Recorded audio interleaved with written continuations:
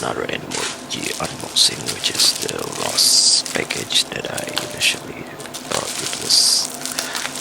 lost, so I eventually tried to buy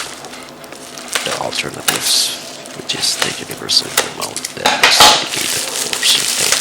TV brands, although it still didn't have all of the original remote features. So this time I tried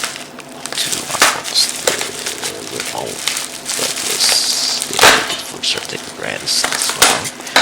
and it's also pretty similar to the original remote, even though when I eventually see the brand, it's still not the original TV brand, so it's still a Chinese ripoff, but it has the same exact features that I didn't have the universal remote, which is the 3D features, because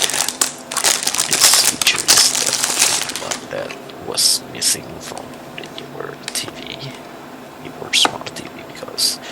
3D features is already abandoned because it doesn't have any differences against the 2D video, so that's the reason why